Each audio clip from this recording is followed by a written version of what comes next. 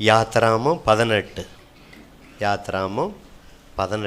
13 27 வரை அப்படியே சேர்ந்து நாம் வாசிக்க போகிறோம். 13 சொன்னால் மறுநாள் மோசேன்னு வரும்.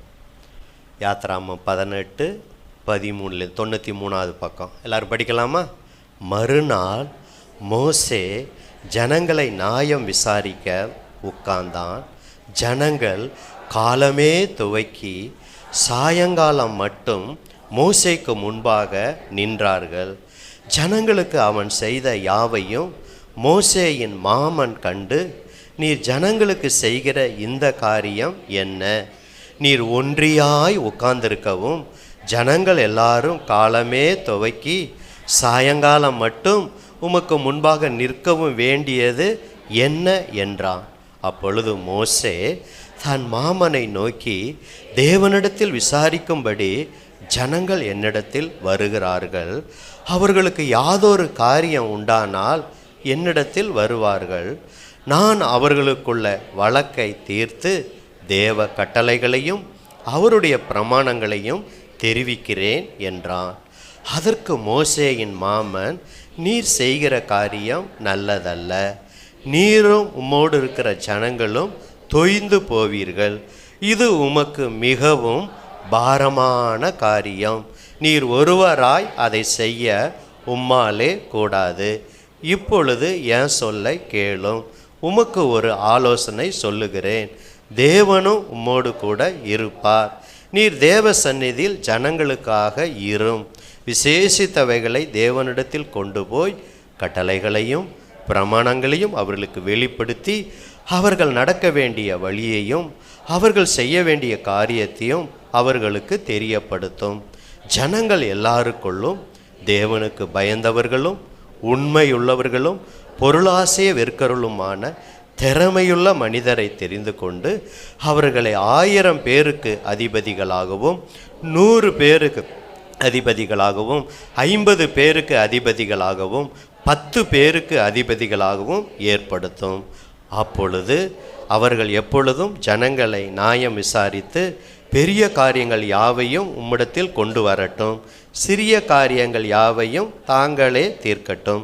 இப்படி அவர்கள் உம்மோடு கூட இந்த பாரத்தை சுமந்தால் உமக்கு லகுவாய் இருக்கும். இந்த பிரகாரம் நீ செய்வதும் இப்படி தேவன் உமக்கு கட்டளையிடுவதும் உண்டானால் உம்மாலே தாங்கக்கூடும். இந்த ஜனங்கள் எல்லாரும் தாங்கள் போகும் இடத்துக்கு சுகமாய் போய் சேரலாம் என்றான். மோசே தன் மாமன் சொல் கேட்டு அவன் சொன்னபடியெல்லாம் செய்தான். மோசே இஸ்ரவேல் எல்லாரிலும் திறமையுள்ள மனிதரை தெரிந்து கொண்டு அவர்களை 1000 பேர்களுக்கு அதிபதிகளாகவும் 100 பேருக்கு அதிபதிகளாகவும் 50 பேருக்கு அதிபதிகளாகவும் 10 பேருக்கு அதிபதிகளாகவும் ஜனங்கள் மேல் தலைவராக்கினான். அவர்கள் எப்பொழுதும் ஜனங்களை நியாயம் விசாரித்தார்கள். வருத்தமான காரியங்களை மாத்திரம் மோசேயினிடத்தில் கொண்டு வந்தார்கள். சிறிய காரியங்களை எல்லாம் தாங்களே தீர்த்தார்கள். பின்பு மோசே தன் மாமனை அனுப்பிவிட்டான். அவன் திரும்ப தன் தேசத்துக்கு போய்விட்டான். ஆமென். இன்றைக்கு செய்தியினுடைய தலைப்பு ஊழியத்தில் தலைவர்களை ஏற்படுத்தின மோசே.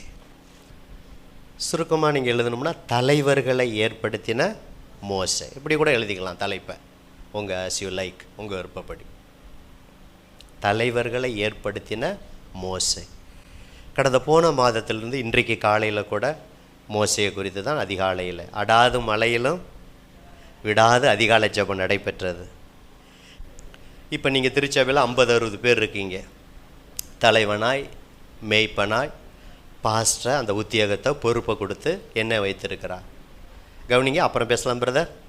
உங்களுக்கு ஒரு பிரச்சனை வரும்போது நீங்களே பைபிளில் வசனத்தை பார்க்குறீங்க, அதுக்கு என்னென்ன காரியம்னு சில விசுவாசிகளிடம் கேட்குறீங்க. அடுத்து ஊழியர்களிடத்திலும் பாஸ்டர் இந்த காரியத்தை எப்படி செய்வது அப்படின்னு சொல்லி கேட்குறீங்க. நாங்களும் எங்கள் சொந்த ஆலோசனையை உங்களுக்கு கொடுப்பதல்ல, தெரிந்ததை சொல்லுவதல்ல. நீங்கள் சொல்லுகிற பிரச்சனை என்ன, அதற்கு பைபிளில் என்ன வசனம் இருக்குதுன்னு சொல்லி அதில் கட்டளைகள் பிரமாணங்களை வசனத்தின் பிரகாரம் உங்களுக்கு ஆலோசனை சொல்லுகிறோம். உதாரணத்துக்கு குடும்பத்தில் பாஸ்டர் அடிக்கடி எங்கள் குடும்பத்தில் பிரச்சனை வருது, கணவன் மனைவிக்குள்ளே சண்டையாக இருக்குது அப்படிங்கும்போது கணவன் எப்படி நடக்கணும், மனைவி எப்படி நடக்கணும் அப்படின்னு சொல்லி பைபிளிலிருந்து அப்படி நாங்கள் ஊழியர்கள் அப்படி எல்லா ஊழியர்களும் ஆலோசனை சொல்கிறாங்க. அப்படி தொழிலில் பாஸ்டர் ஒரு நஷ்டம் ஏற்படுகிறது, நான் என்ன செய்யணும் பாஸ்டருங்கும்போது அப்போ அந்த தொழிலை குறித்து வேலையை குறித்து பைபிளில் என்ன வசனம் இருக்குது, நீங்கள் எப்படி செய்யணும் என்ன செய்யணும்னு சொல்லி அதற்கான ஆலோசனை சொல்லுகிறோம். இப்படி எந்த காரியமாக இருந்தாலும் ஒரு வீடு கட்டிட்டீங்க, வீடை எப்படி பாஸ்டர் பிரதிஷ்டை பண்ணணும், அதுக்கு என்ன செய்யணும் பாஸ்டர், எங்களுக்கு திருமணம் ஒழுங்காயிடுச்சு, திருமணத்தை எப்படி செய்யணும், இப்படி எல்லா காரியத்திற்கும் ஆலோசனை சொல்லி அந்த காரியம் வரும்போது ஊழியர்களாகிய நாங்கள் வந்து அதை நடத்தி அந்த காரியத்தை செய்கிறோம். நீங்களும் அதற்கு ஒத்துழைப்பு கொடுக்குறீர்கள். ஏன் இதை சொல்கிறேன்னா, இந்த 50-60 பேருக்கு இவ்வளவு காரியங்கள் ஆலோசனைகள்னு சொன்னால் கிட்டத்தட்ட புருஷர்களே எத்தனை பேர் அந்த சபையில்? 6 லட்சம் புருஷர்கள். அப்போ மனைவி எத்தனை பேர்? 6 லட்சம். 6 லட்சம் ஈக்குவல் ப்ளஸ் 6 லட்சம் எவ்வளவு? 12 லட்சம். அன்றைக்கெல்லாம் குடும்ப கட்டுப்பாடு இல்லை. ஒரு குடும்பத்தில் 4 குழந்தை, 5 குழந்தை, 10 குழந்தை, 7 குழந்தை இப்படி இருக்கும். சராசரியாக கணக்கிட்டால் கூட வேத பண்டிதர் சொல்கிறாங்க அது கணக்கு இல்லை, ஆனால் அப்ராக்சிமேட்டாக குறைஞ்சது 20 இருக்கலாம், 20 லட்சம் இருக்கலாம், 25 லட்சம் இருக்கலாம், 30 லட்சம் கூட, கொஞ்சம் குழந்தைகள் அதிகமாக இருந்தால் கூட 30 லட்சம் விசுவாசிகள் இருக்காங்க. யோசிச்சு பாருங்கள், அவங்க 40 வருஷம் டென்ட்டு போட்டு தான் போயிட்டே இருக்கிறாங்க. திடீர்னு 40 வருஷம் உடனே வரல, உடனே அங்கே போய் கானானுக்கு போகலை. என்றைக்கு எகிப்தை விட்டு புறப்பட்டாங்களோ ஒவ்வொரு ஊரிலும் சில மாதங்கள், சில வாரங்கள், சில வருஷங்கள் அப்படி தங்கி கானானுக்கு போகும்போது தான் 40 வருஷம் ஆணிச்சு. அப்போ டென்ட்டு போயிட்டு லட்சக்கணக்கான பேர் மக்கள் இருக்கும்போது அப்போ அவங்க பேசிக்குவாங்க, பக்கத்தில் இருப்பாங்க, சமைக்கணும், அந்த மண்ணாவை சமைக்கணும், அப்புறம் அந்த பிரயாணம் புறப்படுற வரைக்கும் அங்கே தான் தங்கியிருக்கணும். அப்போ பாருங்கள் எவ்வளோ பிரச்சனை வந்திருக்கும்.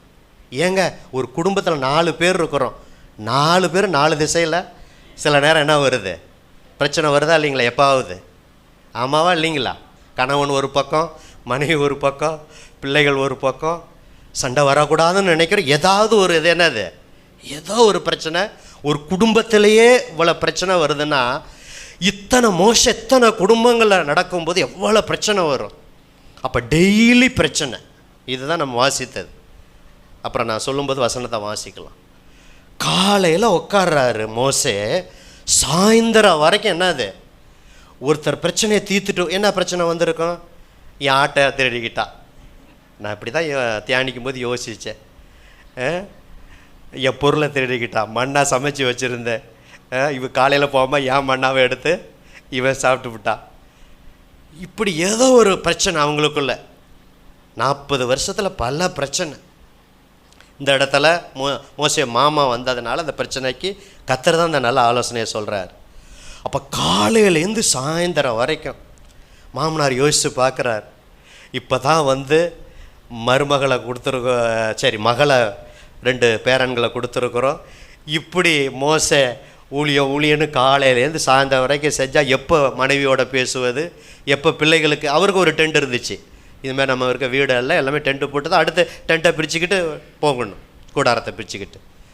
அப்போ மோசே சாப்பிட நேரம் எங்கே இருக்குது, எனக்கு ஊழியக்காரர் என்ன செய்வார். அன்றைக்கெல்லாம் இப்படி ஜட்ஜு கிடையாது, போலீஸ்லாம் கிடையாது. இன்றைக்கி ஒரு பிரச்சனைனா எங்கே போயிடுறோம், போலீஸில் போய் சொல்லிடுறோம், நமக்குள்ளே தீர்த்துக்கிறோம். ஒரு முக்கியஸ்தத்தை அது தீரலைன்னா போலீஸுக்கு போகிறோம், அப்புறம் கோர்ட்டுக்கு போகிறோம். அன்றைக்கி எந்த கோர்ட்டும் கிடையாது. ஜட்ஜெல்லாம் யார்?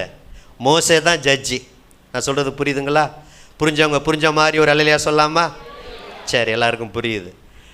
அப்போ மோசே அன்னைக்கு போலீஸ்லாம் கிடையாது, பிரச்சனை இவர்கிட்ட தான் வரும். ஆனால் தேவ மனுஷன் இதில் இருக்கிற கட்டளைகள் பிரமாணங்களை சொல்லி தான், அவர் சொந்த இஷ்டத்துக்கு ஆலோசனை சொல்ல மாட்டார்.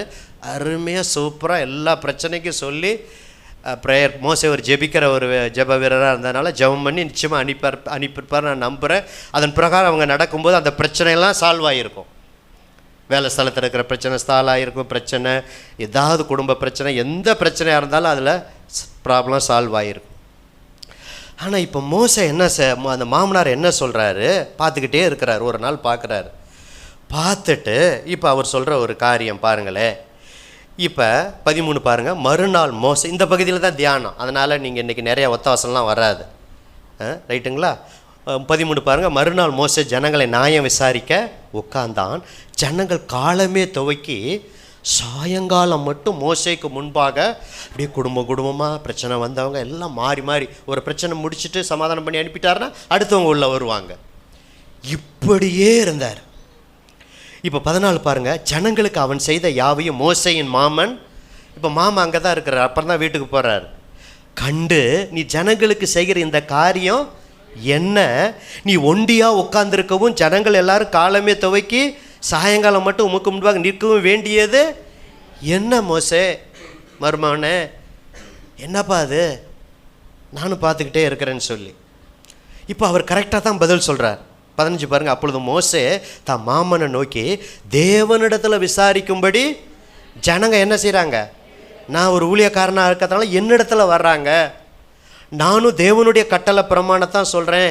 என் ஐடியா, என் சொந்த கருத்து எதுவுமே நான் சொல்லலை. இப்போ 16 பாருங்கள். அவர்களுக்கு யாதொரு காரியம் உண்டானால் என்னிடத்தில் வருகிறார்கள், நான் அவர்களுக்குள்ள அந்த வழக்கை தீர்த்து, நிறைய வழக்கு வருது, கேஸ் வருது, அதெல்லாம் தீர்த்து அதுக்கு சொல்யூஷன் என்னன்னா தேவை கட்டளை, தேவனுடைய பிரமாணங்களை நான் என்ன செய்கிறேன்? நான் தெரிவிக்கிறேன் அப்படிங்கிறார்.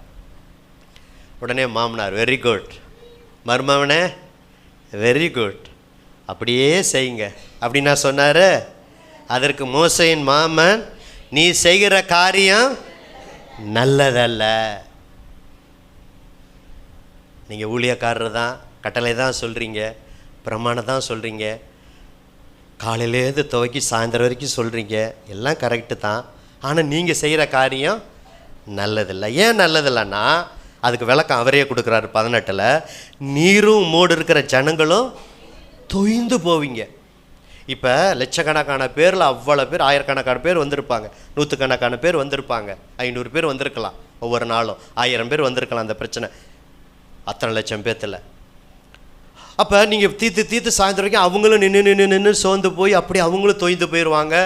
நீயும் வர்ற எல்லாத்துக்கும் சாப்பிட நேரம் இருக்காது, தண்ணி குடிக்க நேரம் இருக்காது, அப்புறம் மனைவி இருக்குது, உனக்கு பிள்ளைகள் இருக்கிற டாம்பளை பிள்ளைங்க இருக்காங்க, பையன்கள் இருக்காங்க, ஆண் பிள்ளைகள் இருக்காங்க, குடும்பத்தில் நேரம் செலவிட இருக்காது, மனைவியோட நேரம் செலவிட நேரம் இருக்காது, அவங்களும் சோர்ந்து போயிடுவாங்க. என்னடா இதுக்கு அப்பா வீட்டிலே இருந்திருக்கலாமே, இதுக்கு என்ன செய்யலாம்?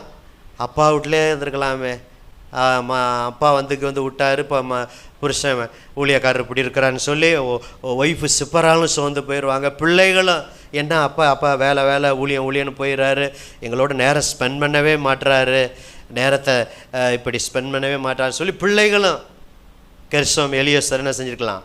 சோர்ந்து போயிருக்கலாம். அப்போ அவர் சொல்கிறார், தொய்ந்து போவீர்கள், இது உங்களுக்கு மிகவும் பாரமான காரியம். ஏதோ ஒரு நாள் செய்யலாம், சில நாள் செய்யலாம், சில மாதம் கூட செய்யலாம், ஆனால் இன்னும் கானானுக்கு போகிறதுக்கு சில வருஷங்கள் இருக்குது. இப்படியே பிரச்சனை சபையில், விசுவாச குடும்பத்தில் பிரச்சனை மாறி மாறி ஒவ்வொரு குடும்பத்திலும் வந்துக்கிட்டே இருக்கும். அப்போ இப்படியே நீ இருந்தால் என்னப்பா ஆகுறதுன்னு சொல்லி தான் உம்மாலே கூடாதுன்னு சொல்லிட்டு, இப்பொழுது என் சொல்லை கேளும். 19 பாருங்கள். இப்பொழுது என் சொல்ல கேளும், நான் உமக்கு ஒரு நல்ல ஆலோசனை சொல்கிறேன். இது என் சுய இஷ்டம், என் நானாக யோசித்த ஆலோசனை இல்லை, இது கற்றுக் கொடுக்குற ஒரு ஆலோசனை. அதுதான் என்னுடைய அர்த்தம். இதை வேணால் நீ செக் பண்ணி பாரு, நல்லா இருந்தால் ஏற்றுக்க. அதனுடைய அர்த்தத்தில் தான் அவர் சொல்கிறார். நான் ஒரு ஆலோசனை சொல்கிறேன், தேவன் உம்மோடு இருப்பார். அடுத்து அவர் சொல்கிற வார்த்தை என்னை தொட்டது, நீ தேவ சந்நிதியில் ஜனங்களுக்காக இரும். புரியுதுங்களா? மோசே நீங்கள் ஜெபம் பண்ணணும். ஜெபம் பண்ணாமல் இந்த வழக்கையே தீர்த்துட்டு இருந்தீங்கன்னா உங்களுக்கு வேதம் ஜெபம் பண்ண, ஆண்டோடைய வார்த்தையை கேட்க ஜெபம் பண்ண நேரம் இருக்காது, தேவ சமூகத்தில் இருக்க நேரம் இருக்காது. நீ தேவ சந்நிதியில் ஜனங்களுக்காக இரும், விசேஷித்தவைகளை மட்டும் என்ன செய்யும்? நீங்களும் தீருங்க, நான் தீர்க்கக்கூடாதுன்னு சொல்லலை, கொண்டு வரட்டும். அப்போ விசேஷித்தவைகளை அவங்க கொண்டு போய் 20 பாருங்கள், கட்டளைகளையும் பிரமாணங்களையும் வெளிப்படுத்தி அவர்களுக்கு நடக்க வேண்டிய வழியையும் அவர்களுக்கு செய்ய வேண்டிய காரியத்தை அவர்களுக்கு நீ என்ன செய்ய? நீங்கள் தெரியப்படுத்து. ஆனால் நீ தலைவர்களை ஏற்படுத்தும். ஒரு அல்லேலூயா சொல்லாமா? இப்போ கவனிங்க, இப்போ தான் பாஸ்டர் மெசேஜுக்கு வர்றாரு. பக்கத்தில் கை கொடுத்து சொல்லுங்கள். பக்கத்தில் முன்பு பின்பு வலது இடது புறம் கை கொடுங்க, நல்லா கை கொடுங்க, நல்லா கை கொடுங்க. இப்போ தான் பாஸ்டர் மெசேஜுக்கு வர்றார். சொல்லுங்கள், இப்போ தான் பாஸ்டர் மெசேஜுக்கு வர்றார். சரி, கவனிங்க, நல்லா கவனிங்க. இப்போ ஜனங்களுக்குள்ளே 3 காரியம், இதை தான் அன்னைக்கு ஆவியானவர் உங்களோடு பேச விரும்புகிறார். ஒரு 3 காரியம் கால தியானத்திலும் வந்தவங்களுக்கு தெரியும். ஒரு 3 காரியத்தை பேசினார். அதெல்லாம் சொல்ல மாட்டேன். அடுத்த 1ஆம் தேதி வந்துடுவீங்க, புது வருஷம். ஆனால் பிப்ரவரி 1 வரணும், அதான் ரொம்ப முக்கியம். ரைட்டுங்களா? சரி, போகட்டும். இப்போ தலைவர்களை எப்படி ஏற்படுத்தினா கவனிங்க. இன்றைக்கி நம்ம பாணியில் பேசுவோம். அதாவது என்றைக்குமே அந்த நான் சொல்கிறேன் அந்த செய்தியை நம்ம இப்போ சபை வச்சுருக்காரு. இப்போ ஒரு ஊழியக்காரர் ஒரு பொறுப்பு கொடுக்க எப்படி கொடுக்கக்கூடாதுன்னா, இவங்க நல்லா பாடுறாங்க, இந்த பிரதர் நல்லா ஸ்கேலில் பாடுறார், எஸ்பி மாதிரி பாடுறார், ஜேஸ்தாஸ் மாதிரி. நான் குரலுக்காக சொல்கிறேன், அந்த குரலை இப்படி சித்ரா மேரி, அந்த குரலுக்காக சொல்கிறேன், அந்த குரல் அப்படி பாடுற பிபி சுசிலா மாரி என்ன செய்கிறாங்க, பாடுறாங்க. நல்ல ஸ்கேலை கரெக்டாக பாடுறாரு, ஏற்ற இறக்கம் அப்படியே மாற்றிலாம் பாட மாட்டார். ஒருத்தர் யார் பாட்டை ஏற்றாங்களோ அப்படியே பாடுறாங்க. டீச்சர்ஸ் தினகர மாதிரியே பாடுறாங்க, சாரல் நவரோஜ் மாதிரியே அப்படியே பாடுறாங்க. அப்படின்னு சொல்லி ஒரு பாஸ்டர் பொறுப்பை என்ன செய்யக்கூடாது, பாடுறவங்களுக்கு பொறுப்பை கொடுக்கக்கூடாது. இந்த சபையில் இவர் வசதியானவர், நல்ல தசம்பாகம் நிறையா கொடுக்குறாரு, பிஸ்னஸ்மேன், 1 லட்சம் சம்பளம், 10,000 கரெக்டாக கொடுத்துறாரு, அப்போ இவருக்கு இன்னும் பொறுப்பை கொடுத்தா இன்னும் கூட கொடுப்பாரு அப்படின்னு சொல்லி ஒரு ஊழியக்காரன் பணத்திற்காக இந்த குடும்பத்திற்காக என்ன செய்யக்கூடாது, பொறுப்பை கூட. இவர் நல்ல அழகாக இருக்கிறாரு அப்படின்னு கொடுக்கக்கூடாது. நல்ல இசை வாசிக்கிறாரு, அதனால் அந்த தாளந்து இருக்கிறதுனால அவர் அந்த பொறுப்பை கொடுப்போம். நல்ல பிரசங்கம் பண்ணுறாரு, இன்னும் சொல்லப்போனால் பாஸ்டரை விட ஒரு வசனத்தை அப்படியே கவனிக்கிற மாதிரி முத்து முத்தான வார்த்தைகளை அப்படி பிரசங்கம் பண்ணுறாரு. பாஸ்டர் சொன்ன நேரத்தில் பாஸ்டராவது ஒரு 5 நிமிஷம் 10 நிமிஷம் லேட் ஆக்குவார், இந்த பிரதரு 5 நிமிஷத்துக்கு முன்னாடியே முடிச்சிடுறாரு. நான் சொல்கிறதெல்லாம் புரியுதுங்களா? அப்போ அவருக்கு என்ன செய்யலாம், பொறுப்பை கொடுக்கலாம். இப்படி அறிவு, ஞானம், படிப்பு, அந்தஸ்து, அழகு, இவங்க சபைக்கு இத்தனை வருஷம் வராங்க, நல்லா பாடுறாங்க, நல்ல பிரசங்கம் பண்ணுறாங்க, நல்ல இசை வாசிக்கிறாங்க, இப்படி அவருக்கு அந்த பிரச்சனை நியாயம் தீர்க்கிறது. இப்போ இன்றைக்கி இருக்கிற பாஸ்டர் இப்படி பொறுப்பு கொடுக்கக்கூடாது. அப்புறம் எப்படி பாஸ்டர் பொறுப்பு கொடுக்கணுன்னா, பைபிள் வசனம் சொல்லுகிறது, அதான் 21 முக்கியம். ஜனங்கள் எல்லாருக்குள்ளும் ஒரு பாஸ்டர் நல்லா ஜெபம் பண்ணி, தாளந்து தேவை தான், அதுக்காக நான் எல்லாத்தையும் பாடாத ஆள்கிட்டே கொடுக்க முடியாது. அப்புறம் என்ன பாஸ்டர் பியில் பாடுறாரு, ஏல பாடுறாரு, அப்புறம் டியில் பாடுறாரு, சியில் பாடுறாரு, மேஜர் சொல்கிறது இதெல்லாம் எனக்கு ஒன்றும் தெரியாது, எனக்கு பாட தான் தெரியும். ரைட்டுங்களா?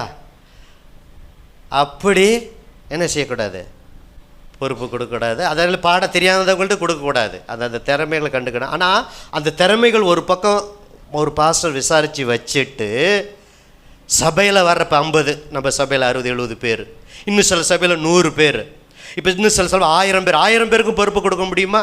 யோசிச்சு பாருங்கள். இன்னும் சில சபையில் 5000 பேர் வராங்க, யோசிச்சு பாருங்கள். அப்போ 5000 பேருக்கு பொறுப்பை கொடுக்கறதுக்கு சபையில் பொறுப்பு இல்லை, சில பொறுப்புகள் தான் இருக்குது. அது என்னன்னு சொல்கிறேன். சில சபையில் இன்னும் நீங்கள் வளர்ந்த சபைகள்லாம் பார்க்கும்போது சென்னையில் 10,000 பேரெலாம் வராங்க, இன்னும் சில சபையில் 1,00,000 பேரெலாம் வராங்க.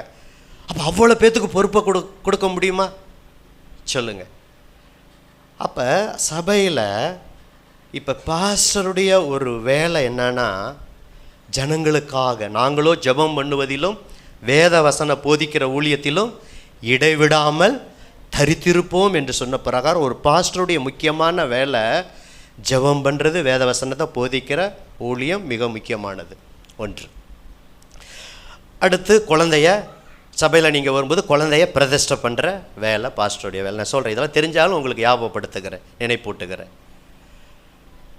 ஒரு வியாதியாக இருக்கும்போது பாஸ்டமாக உங்கள் வீட்டுக்குள்ளே வந்து வியாதியாக இருக்கிறவங்க அம்மாவை பார்க்க, அல்லது உங்கள் அண்ணன் அல்லது உங்களுக்கு இப்படி நீங்கள் சொல்லும்போது விசாரித்து, அதேமாரி டெலிவரி ஆகும்போது வீட்டில் வந்து பார்க்க, இப்படி இந்த காரியத்தெல்லாம் செய்ய ஜெபிக்க.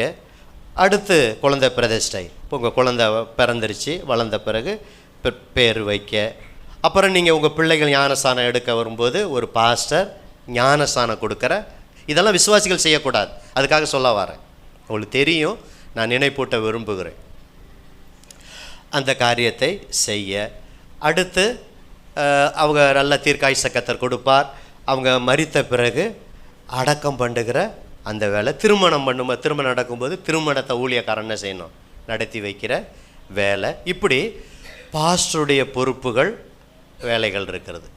அவர்களுக்காக கரிசனையாக இருக்க, செபிக்க, விசாரிக்க, வீடுகளை சந்திக்க. இப்போ உங்கள் வீடுகளெல்லாம் இடைப்பட்ட நாட்களிலே எல்லார் வீடுகளையும் மேக்சிமம் சந்திச்சிட்டோம், ரைட்டுங்களா? ஒரு சில வீடுகள் நீங்கள் டைம் சொன்னீங்கன்னா உங்களை வந்து சந்திப்போம்.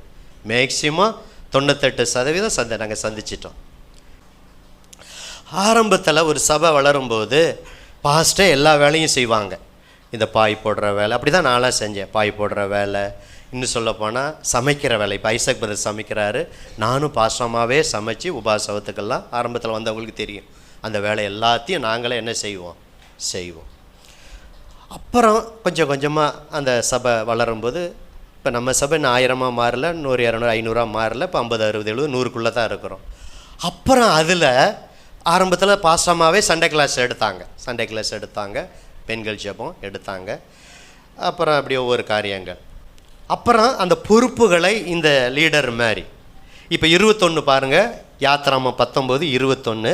ஜனங்கள் எல்லாருக்குள்ளும் முதல்ல தேவனுக்கு பயந்தவர்கள், 2வது உண்மையுள்ளவர்கள், 3வது பொருளாசையை வெறுக்கிற திறமையுள்ள மனிதரை தெரிந்து கொண்டு அவர்களை 1000 பேருக்கு ஒரு அதிபதி, அப்புறம் 100 பேருக்கு ஒரு தலைவன், அப்புறம் 50 பேருக்கு ஒரு தலைவன், அப்புறம் 10 பேருக்கு ஒரு தலைவன். ஒரு 4 கேட்டகரி. அதுக்கு முன்னாடி மோசையே அவ்வளோ காரியத்தையும் செஞ்சார். இது கர்த்தர் மோசே மூலம், மாமா எத்திரோ மூலம், ரெகுவேல் என்கிற எத்திரோ மூலம், மாமனார் மூலம் கர்த்தர் கொடுக்குற ஆலோசனையை இவர் கேட்குறாரு. இப்போ கேட்குறார். அதே போல் தான் இப்போ இருக்கிற ஊழியக்காரர்கள். நாங்கள் மற்ற எல்லா காரியங்கள், நீங்கள் தொடர்ந்து சபைக்கு ரெகுலராக வாரீங்க, தசம்பாகத்தில் உண்மையாக இருக்குது, இதெல்லாம் பார்த்துட்டு இந்த பொறுப்பை கொடுக்குறோம். இவங்க கர்த்தருக்கு பயந்தவர்களா? அப்போ சபையில் என்ன பொறுப்பு? சண்டே கிளாஸு ஊழியம். அப்போ சண்டே கிளாஸ் ஊழியத்தை செய்கிற சகோதரிமார்கள், வாலிப பிள்ளைகள் கர்த்தருக்கு பயந்த பிள்ளைகளா அப்படின்னு நாங்கள் பார்க்குறோம். எடுத்தோன்னே அந்த டேலண்ட் இருக்கிறதுக்காக கொடுக்கறதல்ல, இல்லை கவனிங்க. அப்போ கர்த்தருக்கு பயந்த. அப்போ யூத்து மீட்டிங்க்கு ஒரு பொறுப்பு, தலைவர்கள். அப்போ ஆரம்பத்தில் யூத்தில் நாங்களே எடுத்தோம். அப்போ யூத்துக்கு இவங்க 3 காரியத்தை நாங்கள் பார்க்குறோம். கர்த்தருக்கு பயந்துருக்காங்களா? யூத்துக்கு தலைவராக இருக்கிற சகோதர சகோதரிகள் ஒரு சில நம்ம சபையில் பொறுப்பு. இப்படி தான் எல்லா சபையிலும். கர்த்தருக்கு பயந்துருக்காங்களா? உண்மையாக இருக்காங்களா? பொருளாசையை வெறுத்தவங்களாக இருக்கிறாங்களான்னு சொல்லி. அதே போல் பெண்கள் ஜெபம் பாஸ்டமாக நடத்துகிறாங்க. கர்த்தருக்கு பயந்த சகோதரியா பாஸ்டமாவாக இருக்காங்களா? பொருளாசையை வெறுத்தவங்களாக இருக்காங்க? உண்மையாக அந்த ஊழியத்தை செய்கிறாங்களா? அடுத்து அதே போல் உங்களெல்லாம் இப்போ சகோதரிமார்கள்லாம் இந்த ஒரு நல்ல தாராளமாக 2-3 பேர் ஆப்சண்ட்டெல்லாம் ஆனாலும் பரவாயில்லன்னு சொல்லி நிறைய பேர் என்ன செஞ்சோம், உபவாச ஜெபத்தில் சபையில் என்ன செஞ்சோம், ஜெபித்து உங்களை இந்த ஸ்தேவான் இந்த 7 பேரை ஏற்படுத்தின பார்த்தீங்களா, பந்தி விசாரணை செய்ய. அதே போல் சகோதரிமார்கள் உங்களை பந்தி விசாரணை செய்ய ஒரு சிலர் என்ன செஞ்சோம், நிற்க வச்சு என்ன செஞ்சோம். இதெல்லாம் பரலோகம் பார்த்து கொண்டு இருக்கிறது, கர்த்தர் அதை அங்கீகரிக்கிறார், சபை பார்த்து கொண்டு இருக்கிறது.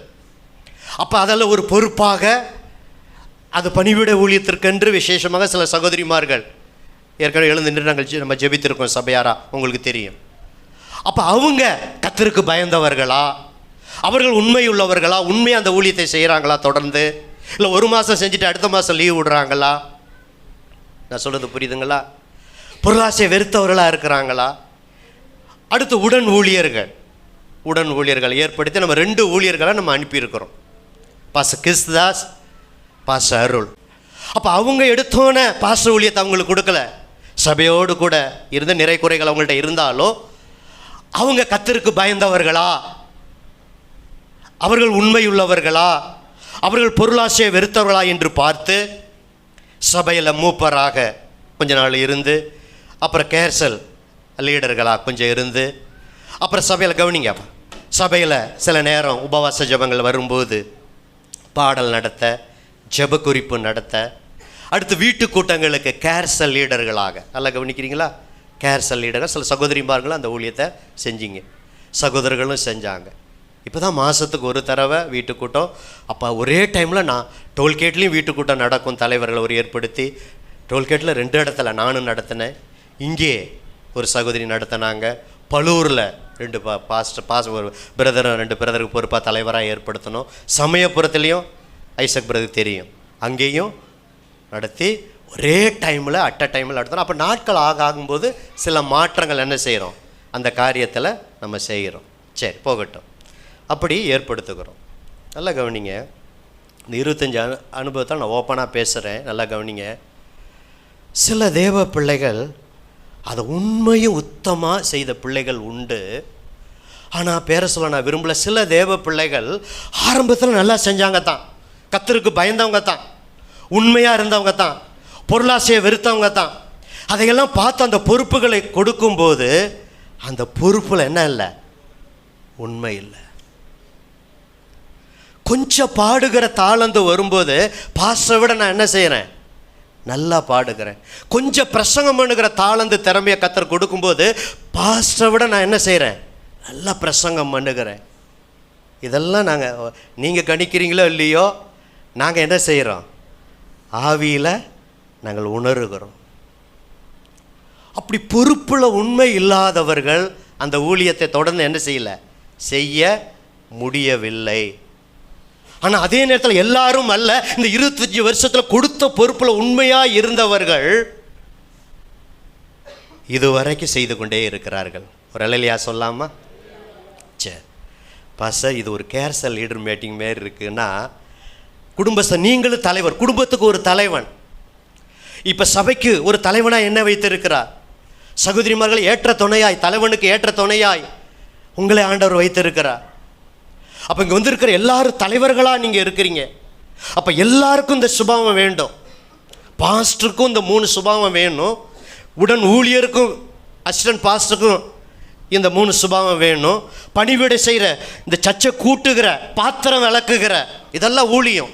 ஜெபிக்கிற ஊழியம், கொடுக்குற பொருளாதாரத்தை கொடுத்து பணத்தினால் தாங்குகிற ஊழியம், அது ஒரு ஊழியம். ஒருவேளை உங்களுக்கு எந்த பொறுப்பும் சபையில் கொடுக்காமல் இருக்கலாம். பாஸ்டர், எனக்கு சபையில் எந்த பொறுப்பும் இல்லை அப்படி நீங்கள் நினைக்கலாம். பிரதர், நீங்கள் ஊழியம் செய்கிறீங்க, அம்மா ஊழியம் செய்கிறீங்க, சபைக்காக நீங்கள் ஜெபிக்கிறீங்க பார்த்தீங்களா, அது ஜெபிக்கிற ஒரு ஊழியம். ஒரு அல்லேலூயா சொல்லாமா? அநேகருக்கு சுவிசேஷம் சொல்லி சபையில் அங்கத்தினரா சிலரை நீங்கள் இணைக்கிறீங்க பார்த்தீங்களா, அது மிகப்பெரிய ஊழியம். மாதந்தோறும் தசம பாகம், இது மாதிரி பொருத்தனை காரியம், மிஷினரி காணிக்கை, இது மாதிரி சிறப்பு கூட்டங்கள் வரும்போது உங்களுடைய பொருளாதாரத்திலிருந்து அந்த ஊழியத்தை தாங்குறீங்க பார்த்தீங்களா, காணிக்கை மூலம். அது நீங்கள் செய்கிற ஊழியம். நீங்கள் ஒரு தலைவன், நீங்கள் ஒரு தலைவி, சகோதரியே, அதை மறந்து போகாதீங்க. அதை தவிர சிலர்களுக்கு சண்டே கிளாஸ் ஊழியம், வாலிபர் ஊழியம், பாடல் ஆராதிக்கிற ஊழியம். இப்போ 2 உடன் ஊழியர்களை நம்ம அனுப்பியிருக்கோம். இப்போ அவங்க தலை சபையில் அவங்க இப்போ ஊழியத்தை செய்து கொண்டு இருக்கிறார்கள். அடுத்து இப்போ என்னுடைய மகன் பைபிள் காலேஜ் முடிச்சுட்டு இந்த உடன் ஊழியனாக அவன் இப்பொழுது பயிற்சி பெற்றுக்கொண்டு இருக்கிறார். அவரும் ரைட்டுங்களா? அதனால் மகன்தான் வீட்டில் அவன் சொன்னால் கூட இங்கே என்ன செய்யக்கூடாது, சொல்லக்கூடாது. நீங்கள் சின்ன வயசுலேருந்து பார்த்துருக்கலாம்.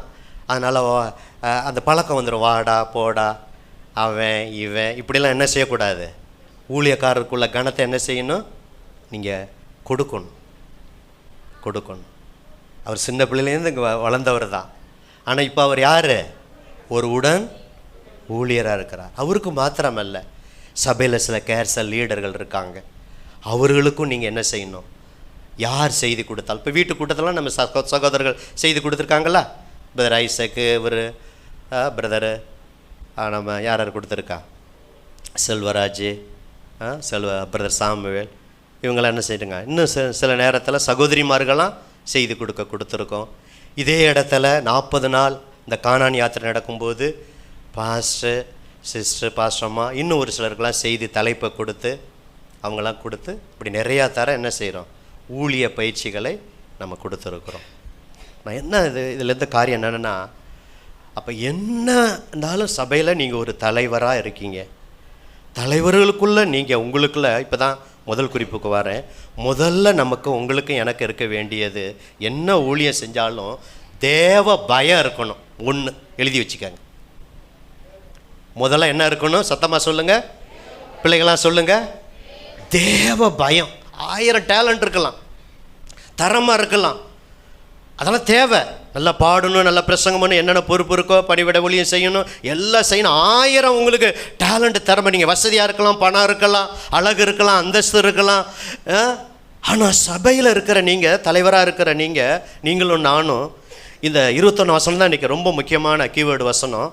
எல்லாருக்குள்ளே இருக்க வேண்டியது என்னது? தேவ பயம். பிரதர், இன்றைக்கி தேவ பயம் குறைஞ்சிட்டு போகுது தெரியுங்களா? இன்றைக்கி அநேக ஊழியர்களுக்குள்ளே கூட தேவ பயம் இல்லை, உடன் ஊழியர்களுக்குள்ள தேவ பயம் இல்லை. பொறுப்புகளை கொடுக்கும்போது தேவ பயமாக இருக்காங்க. பொறுப்பு கொடுத்த பிறகு ஊழியருக்கு மேலே உயர்த்துறாங்க. மிரியாமை போல். மிரியாம் உயர்த்தினது காரணம் என்ன? மிரியாமுக்கு கொடுத்த ஊழியம் நல்ல பாடல் ஆராதிக்கிற ஊழியம். நல்லா தான் இருந்தாங்க, சொந்த அக்கா தான். ஆனால் சட்டன் பீரியடு வரும்போது ஆரோனை கூப்பிட்டுட்டு அவர் ஒரு ஊழியக்காரர், 2 பேர் சேர்ந்துக்கிட்டு மோசேக்கு விரோதமாக, அந்த தலைமை ஸ்தானத்திற்கு விரோதமாக ஏற்று நிற்கிறதை பார்க்குறோம். கர்த்தர் அவங்கள சரி பண்ணுறார். அதே போல் கோராகு புத்திரருக்கு அவர்களுக்கு கொடுத்த அந்த பொறுப்பை சுமக்கிற வேலை இல்லாமல் ஏன் மிஞ்சி போயிடுறீங்க? மோசையோட மாத்திரம் தான் கர்த்தர் பேசுகிறாரா?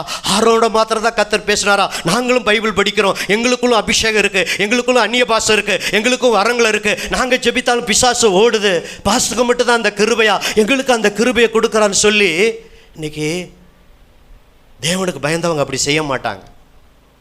தேவனுக்கு பயந்தவங்க. எனக்கு ஒரு திருச்சபை தெரியும், அந்த சகோதரிக்கு பெண்கள் ஊழியத்தை நடத்துகிற பொறுப்பை அந்த தலைமை போதற்கு கொடுத்தார். அவர் இறந்து விட்டார், வயசாகி. இப்போ அவர் மகன் இருக்கிறார். அப்பா காலத்தில் அந்த பொறுப்பை கொடுத்ததுனால நான் மாதம் இந்த வருஷம் தான் நடத்துகிறேன் அப்படின்னு சொல்லி பாஸ்டருக்கு மிஞ்சி அந்த சகோதரி ஒரு காலம் செய்யவே இல்லை. ஒவ்வொரு காரியமும் யாரை புக் பண்ணணும், அவங்க பொறுப்பு தான். 3 நாள் அந்த பெண்கள் பாஸ்டர்மா கூட அதில் கர்த்தருடைய வார்த்தையெல்லாம் போய் கொடுத்துருக்காங்க. ஆனால் யாரை செய்தி கொடுக்கணும், யார் அங்கன்னு சொல்லி அந்த தலைமை போதகர் இருக்கும்போது கேட்டு பாஸ்டர்மாட்ட கேட்டு தான் செய்வாங்க. அவர் இறந்த பிறகு, அவர் இறந்துட்டார், இப்போ சின்ன வயசில் பாஸ்டர் வந்துட்டார், அதனால் இவரை மதிக்க வேண்டாம், நம்ம இஷ்டத்துக்கு இந்த பொறுப்பு வந்திருக்கு, இத்தனை வருஷம் நடத்திட்டோம் அப்படின்னு சொல்லி பெருமையாக அந்த சகோதரி நடத்துனதே இல்லை. மரிக்கிற வரைக்கும் அந்த ஊழியத்தை தாழ்மையாக செஞ்சாங்க. அடுத்து அந்த பொறுப்பு யாருக்கு கிடைச்ச தெரியுங்களா? இந்த 3 கேட்டகரி. தேவனுக்கு பயந்த, உண்மையுள்ள, பொருளாசையை வெறுத்த இன்னொரு சகோதரிக்கு பாஸ்டர் ஜெபமணி, அடுத்த ஊழியக்கார ஜெபமணி, அந்த அம்மா இறந்துட்டாங்க. நல்லா செஞ்சாங்க அப்பா காலத்துலேருந்து எத்தனை ஆண்டுகள். இப்போ வருஷம் அந்த பெண்கள் முகாமை நடத்தணும். அடுத்த யாரை ஏற்படுத்தணும் போது அவங்க நல்ல வசதியானாங்க, தசமாக கொடுக்குறாங்கன்னு பொறுப்பு கொடுக்கல. கவனிங்க பிரதர் சிஸ்டர், நல்ல தசமாக கொடுக்குறவங்க, நல்ல பிஸ்னஸ்மேன், நல்ல வசதி, அதுக்காக பொறுப்புகளை கொடுக்கல. பாஸ்டர் ஜெபம் பண்ணி அந்த பொறுப்பை கொடுத்தனால இப்போ ஒரு சில வருஷங்கள் அடுத்த சகோதரி அந்த ஊழியத்தை இப்போவும் யாரை புக் பண்ணணும், ஒவ்வொரு காரியத்துக்கும் பாஸ்டர் அம்மாட்ட போயிட்டு, பாஸ்டர் சின்ன வயசாக இருந்தாலும் அந்த கேட்டு ஊழியம் செய்கிறதுனால தொடர்ந்து அந்த ஊழியம் நடைபெறுகிறது. ஒரு அலையிலையா சொல்லாமா? சத்தமாக நல்ல அலையிலையா சொல்லாமா? அப்போ அன்பு தேவ பிள்ளைகளே, முதல்ல தேவனுக்கு பயப்படுற பயம். நம்ம என்ன ஊழியத்தை செஞ்சாலும் நல்லது செய்யணும், அதில் உண்மையாக அதில் காரியங்கள் இருக்குது அடுத்த பாயிண்டில். ஆனால் அதில் என்ன இருக்கும்? தேவனுக்கு தேவ பயம். தேவ பயம்னா கவனிங்க, அப்படியே நடுங்கிற அந்த பயம் இல்லை, ரெவரன்ஸ். இந்த ரெவரண்டுங்கிற வார்த்தை அங்கே தான் வந்து கர்த்தருக்குரிய அந்த கனத்தை மரியாதையை கொடுக்கறதா என்னது? தேவ பயம். தீமையை வெறுப்பது தான் தேவனுக்கு பயப்படுகிற பயம். ஒரு குடும்ப தலைவர், ஊழியத்தில் பொறுப்படுத்த தலைவர்களாய் வந்திருக்கிற உட்கார்ந்துருக்கிற அனைத்து பேரும், நீங்களும் நானும் இருக்க வேண்டிய காரியம் அந்த தேவனுக்கு தீமையை வெறுப்பு தான் கர்த்தருக்கு பயப்படுகிற பயம். எப்பொழுதும் பயந்திருக்கிற மனுஷன் பாக்கியவான். இப்போ மோசே காலத்தில் பூவால் சிப்ரால் பாருங்கள், தேவனுக்கு பயந்ததுனால அந்த குடும்பங்கள் என்ன செஞ்சார்? தலைக்கும்படி செய்தார். பிரதர், நீங்கள் சபையில் கொடுக்குற பொறுப்புகளை, இப்போ வேலை செய்கிறீங்க, அங்கே கொடுக்குற பொறுப்புகளை அந்த சம்பளத்திற்காக உண்மை உத்தமாக செய்கிறீங்க. அதே போல் சபையில் உங்களுக்கு பொறுப்பு கொடுத்தாலும் சில பொறுப்புகள் இல்லாவிட்டாலும் எல்லாருக்கும் பொறுப்பு உண்டு. ஜெபிக்கிற ஊழியம், கொடுக்குற ஊழியம், தாங்குற ஊழியம். ஸோ எல்லோரும் ஊழியம் செய்கிறோம். என்ன நாங்கள் வேலையை ரிசைன் பண்ணிவிட்டு முழு நேரமாக செய்கிறோம். நீங்கள் வேலையை செய்து கொண்டே பகுதி நேரமாக என்ன செய்கிறீங்க? இந்த ஊழியத்தை செய்கிறீங்க. நிச்சயம் இதற்கான ஆசீர்வாதம் நிச்சயம் உங்களுக்கு எல்லாருக்கும் என்ன உண்டு?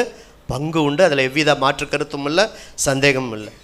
அப்போ நீங்கள் தேவனுக்கு நீங்கள் என்ன செய்யணும்? பயப்படணும். இன்றைக்கி அநேக தேவ பயம் இல்லாதனால தான் அநேக ஊழியர்கள் பின்வாங்கி போயிடுறாங்க. தேவ பயம் இல்லாதனால தான் அநேக விசுவாசிகள் பின்வாங்கி போயிடுறாங்க. தேவ பயம் இல்லாதனால தான் அந்த கொடுத்த பொறுப்பில் அவங்களால் நிலைச்சி நிற்பதில்லை. ஆரம்பத்தில் பயந்தாங்க, அதை நம்பி கொடுக்குறாங்க. கொஞ்ச காலம் தேவனுக்கு பயந்து இருந்தாங்க. நல்லா கவனிங்க, பாச ஏமாந்து போகலை. அவங்க நல்ல ஆக்டிவிட்டிலாம் பார்த்து ஜெபம் பண்ணி யாருக்கு எந்த பொறுப்பை கொடுக்கணும்னு சொல்லி ஜெபம் பண்ணி தான் அந்த பொறுப்பை கொடுக்குறாங்க. ஆனால் ஆரம்பத்தில் உண்மையாக இருக்கிறாங்க.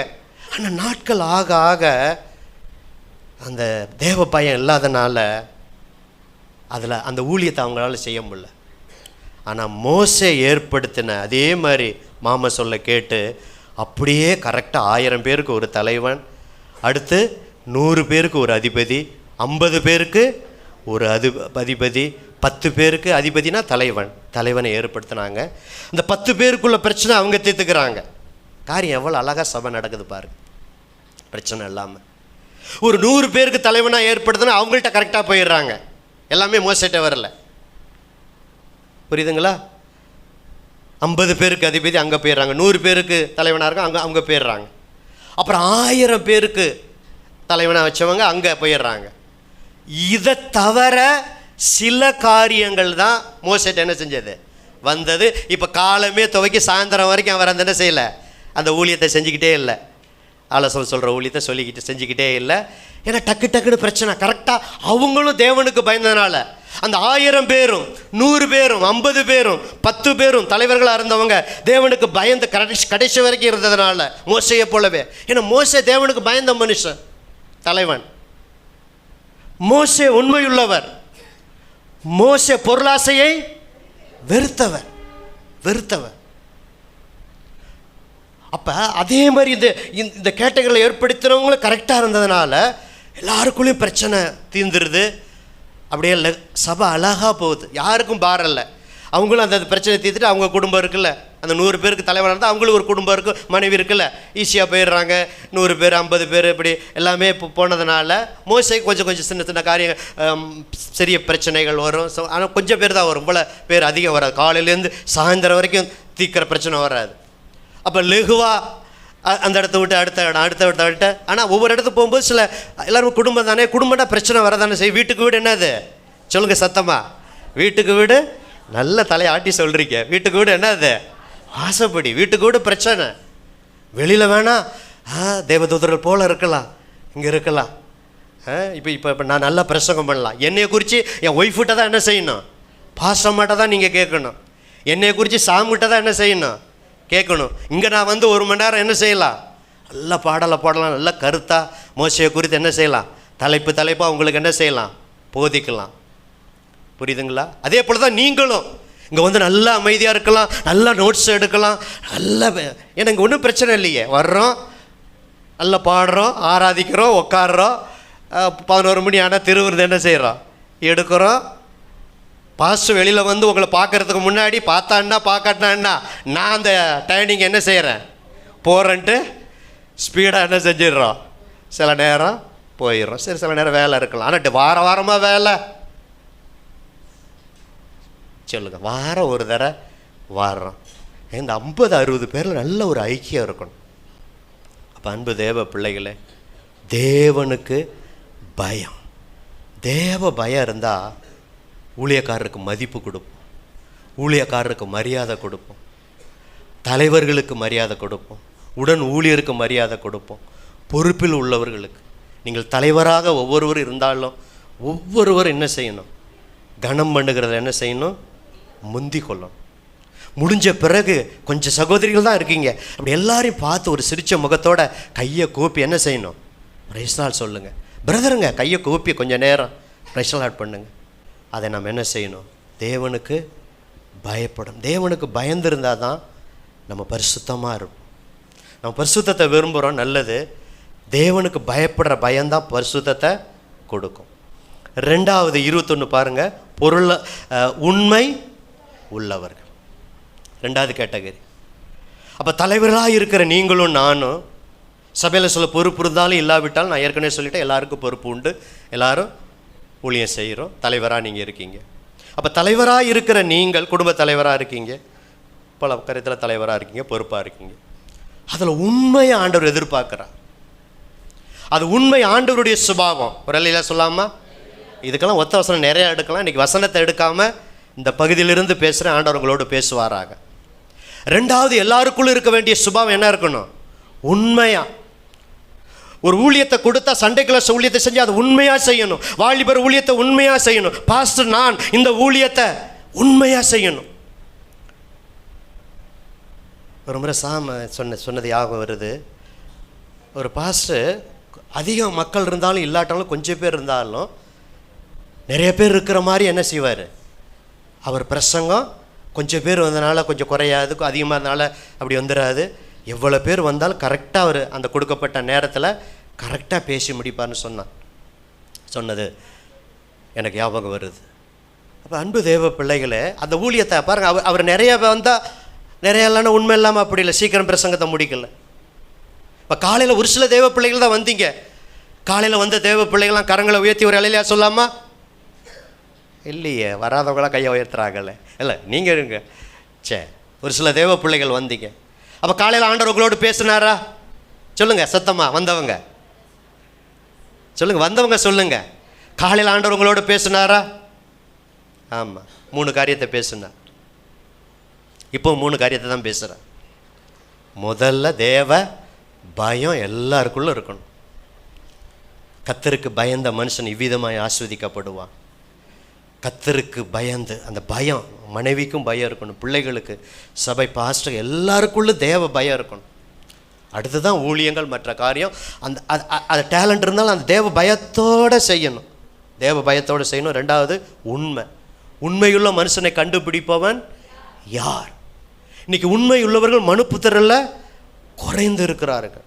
பிரதர், நீங்களும் நானும் வார்த்தையில் எப்படி இருக்கணும்? உண்மையாக இருக்கணும். முதல்ல இருதயத்தில் உண்மையாக இருக்கணும். குறிப்பு எடுக்கிறவங்க எழுதி வச்சுக்காங்க. முதல்ல வசனத்தை எடுக்க சொல்லாமல் நான் சொல்கிறேன். முதல்ல உங்களுக்கு எனக்கு எங்கே உண்மை இருக்கணும்? இதயத்தில் உண்மை இருந்தால் தான் வாயின் வார்த்தையில் என்ன செய்யும்? உண்மை வரும். இதயத்தில் பொய் இருந்தால் வாயின் வார்த்தையில் என்ன வரும்? பொய் வரும். பொய் உதடு கர்த்தருக்கு அருவருப்பு, தெரியுங்களா? பொய்யை குறித்து ரொம்ப வேதனை. அது பிசாசனுடைய சுபாவம். பொய்க்கு பிதா பிசாசு. நம்ம ஆண்டவர் உண்மையுள்ளவர். உண்மையுள்ளவன் என்று எண்ணி இந்த ஊழியத்துக்கு ஏற்படுத்தினபடியால் அவரை நான் ஸ்தோத்தரிக்கிறேன். அப்போ உண்மையுள்ளவர் என்றுதான் இந்த கிரேஸ் ஐபிஎஸ் சபையில் ஆண்டவர் சில பொறுப்புகளை கொடுத்திருக்கிறார்.